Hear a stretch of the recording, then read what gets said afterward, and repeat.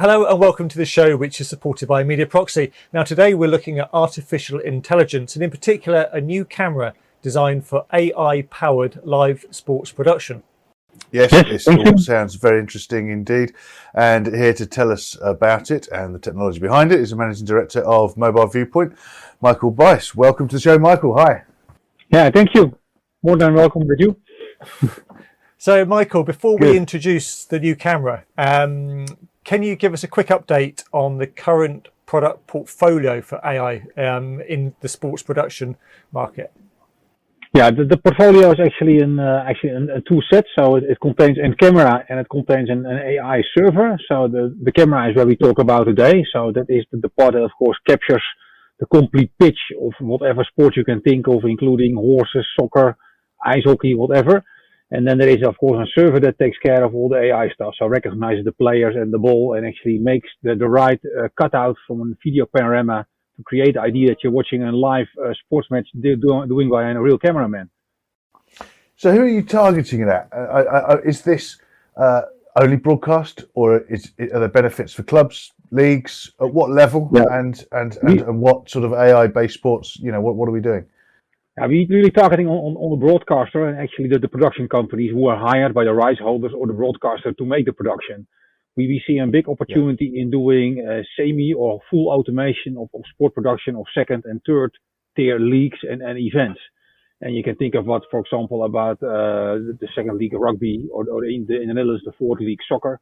And also in the UK, you see a lot of leagues with, of course, the premier one gets on TV by nature and also with high production budget. But there are more leagues that also are very nice to watch, but doesn't have the amount of money available to do it with a lot of cameramen and with a lot of people. And that is the group we are focusing on. And after that we can also look at the clubs, at individual clubs. But our focus is really doing leagues via production companies or rights holders. We mentioned at the start of the show, Michel, that you've released a new camera this week. In fact, can you tell us a little bit more about that? What it does, the benefits, and so on? Yeah, the benefit of this camera is that it is actually a high frame rate camera. So depending on where you are, 60 or 50 frames. And it enables us to really bring the content to TV. Until now, we did a lot of productions for OTT platforms, YouTube, Facebook, but also private OTT platforms. And that looks fine. But as soon as you put the same content on a TV, it doesn't look really good. You see a bit of stuttering of the lower frame rate cameras. And it was also the feedback we received from several of our customers that, yeah, I like the AI, I like how it works, I like the amount of sports you're doing, but yeah, I cannot put this on TV. My customer will not accept this. So you have to make the camera at a higher quality. And the AI, I'm interested now a little bit. Let's take football because it's the most obvious example. The AI engine is sitting elsewhere. The camera, how is the AI identifying the ball or the player that's of interest?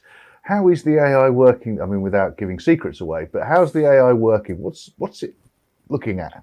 I can tell you, what you do with AI is actually the recognition. So you recognize the player and you recognize the ball or actually balls. Because when you look at the normal soccer pitch, there are many more people around the pitch, trainers, coaches, public. There are also many more balls many times because they are laying there for a reserve or just by coincidence. So after the AI detects all the players, people, balls, then actually there's a lot of logic behind who defines what is the really interesting ball and what are really the interesting player. And then another layer of logic makes the right shot out of this whole big thing of recognition stuff. So the secret is sometimes a little bit more in the rules after the AI than in the AI itself. So with AI, we know that your Tesla car drives also automatically on the road. So the recognition of people and balls and players and cars, that's all already behind us. A lot of people made that, so that's not anymore the trick. It's more that you write the logic for every sport individually, that you really make the nice camera shots that fit as it was a real cameraman or a real director doing the whole match. Is the advantage of an AI camera is that to reduce the amount of humans needed effectively to control what's going on, or is it to give the viewers a better experience, or a bit of both? A bit of both. Of course, you can now put up more cameras around the pitch because you don't have to bring cameramen for every camera. And next to it, then I look at lower cost productions. Then, of course, the cameraman also has sometimes does not have the right high quality camera. but it also looks a bit stuttery sometimes, and the position is sometimes a bit low to the pitch. So then, yeah, if you watch it, don't watch it for 1.5 hours or long. You just want to see the highlights many times. And with bringing the AI, it looks as a really high quality cameraman.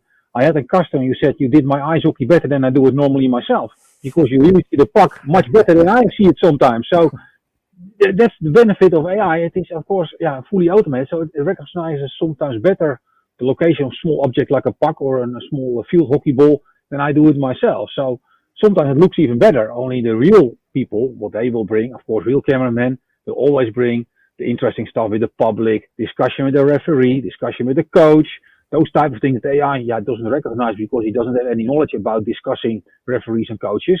That's what a real cameraman will always bring. So we see a big opportunity in AI-assisted solutions. So with this high-quality camera, you can make the pan and scan shots, as my customer says, but that you have this real cameraman who can, by pressing the record button on his camera, bring in the shots, the social shots, the interesting shots about a referee discussing something, the start of the match where everybody shake hands, those type of shots. There will always be room for a real cameraman. Where do you see the future? What's the roadmap now? Because if you've let's say not perfected it, but you've got it doing a very, very, very good job of the camera work on AI. Where's the AI? Where's the future? The future is actually to adding our roadmap, and also what we think is the future is indeed adding more cameras. So putting more AI cameras around the pitch, so that you can also automatically switch between different views around a pitch. And if you talk about, for example, horse racing or cycling, you need that because otherwise it's too far away to see anything. And then the last step is what we see is that you're also going to add real cameras on a PTZ head. So you can really send a real camera to a specific location where you know that the play is going on, and then you make shots with a high quality TV camera, but normally is controlled by a cameraman and now by a motorized head. Michel, last time we were speaking, it was middle of 2021, I think, and you were joined with Vislink CEO Mickey Miller, and we were discussing the acquisition by Vislink of Mobile Viewpoint. Now we're some way down that road now. How do you see the future for this new company partnership going forwards? Now, what we see, of course, we have both our individual products. Of course, Vislink sells a lot in the high-end, low-delay wireless camera connections, and we more in the news and the more mobile sports like cycling. But we see a huge integration on the level of the control and management. We have an online management platform we call Link Matrix, and we are now one by one adding the Vislink equipment into the same control platform. So we bring to customers now something really new they never had before. That they can actually remotely control their decoders, they can remotely control their encoders, they can configure them. And also we are bringing, of course, the hybrid solution as well, so that you combine bonding with COFDM. So as soon as you follow the team from the stadium to the parking lot where they get on the bus, you can still keep on your connectivity using bonded technology. Now, this is both a combination on management level, so that we integrated the Vislink equipment in our management platform called Link Matrix. And on the other end, of course, we are also combining our technology into a hybrid device, so to say. Let's pretend I'm now interested. I'm running whether it be a league, whether I'm in the UK or Europe, wherever worldwide may be.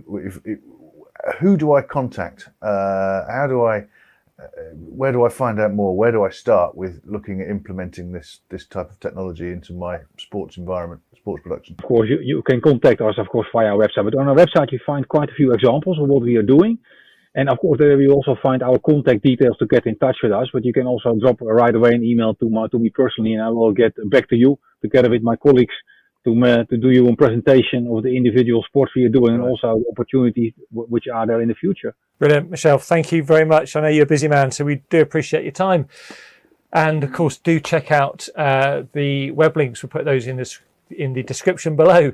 Thanks to Media Proxy for their support, Kit Plus TV, and thank you for watching. We'll see you next time.